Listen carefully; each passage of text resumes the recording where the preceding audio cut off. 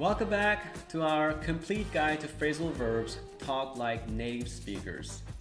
I'm thrilled you're here for lesson 3, where we'll dive into some flavorful English, phrasal verbs in the kitchen. Cooking isn't just about mixing ingredients, it's also about blending languages. Today we're seasoning our English with 7 savory phrasal verbs that'll help you talk about cooking like a native speaker. Remember, all these phrasal verbs, their meanings and example dialogues are available in the class material for you to review anytime. Let's kick off with our first phrasal verbs, whip up. To whip up means to quickly make a meal or a snack. Here's the dialogue.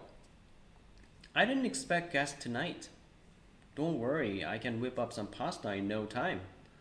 Really? That'd be great. Yeah, whipping up a meal is my secret talent. Next, we have simmer down.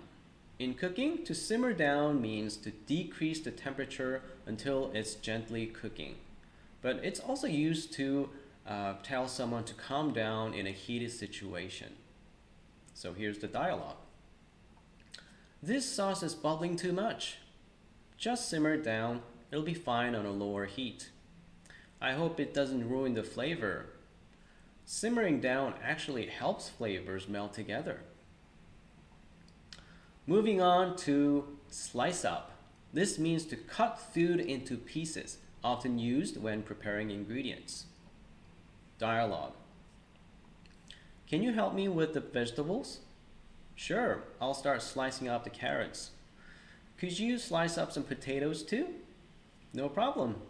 Thin slices or chunks. Our fourth phrasal verb is grind down. This is used when you need to pulverize something into finer texture. Here's the dialogue for it. This coffee is too coarse for the machine. Let's grind it down a bit more. Is this texture better? Perfect. Now we'll get a smooth espresso. Fry up is next on our list. To fry up means to cook something in hot oil or fat, often used for quick meals. Dialogue. What's for breakfast? I thought I'd fry up some bacon and eggs. Sounds delicious. Need a hand? Sure.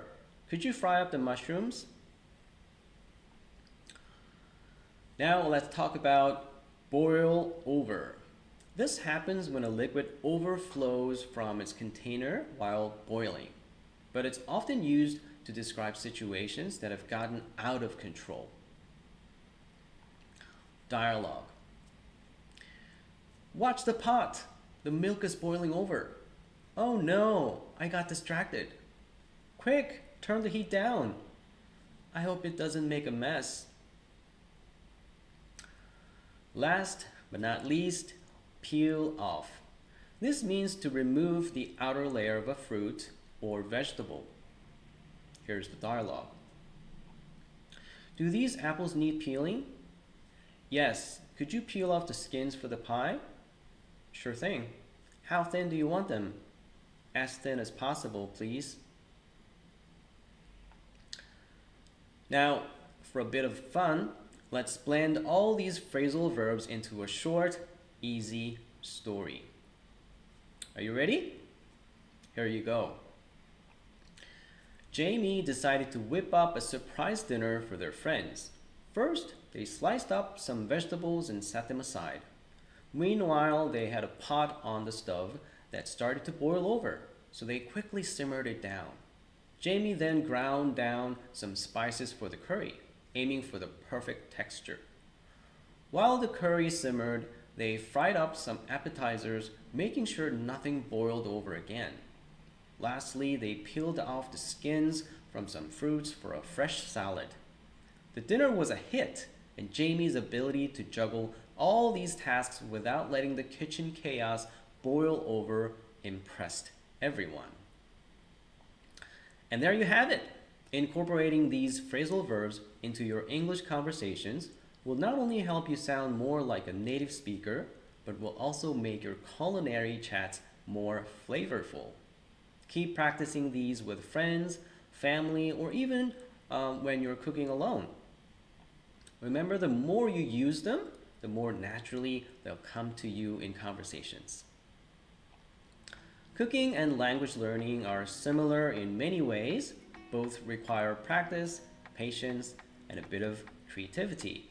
Just like trying a new recipe, using new phrasal verbs can be exciting and a little bit challenging at first, but with time, you'll find yourself whipping up delicious meals and equally delightful conversations with ease. I encourage you to not only practice these phrasal verbs, but also to experiment with them in your daily life. Share your stories in our course community. We'd love to hear how you've used these phrasal verbs, whether in your kitchen adventures or in lively chats with friends. Before we wrap up today's lesson, I want to remind you that learning is a journey. Each step, each new phrase brings you closer to fluency, so don't be afraid to make mistakes, to boil over with questions, or to simmer down with a good practice session. Thank you for joining me in today's flavorful exploration of phrasal verbs in the kitchen. Keep practicing, stay curious, and I look forward to seeing you in our next lesson, where we'll take these phrasal verbs out of the kitchen and into the wider world. Until then, keep spicing up your English with the rich flavors of phrasal verbs. Happy cooking and happy learning. Bye.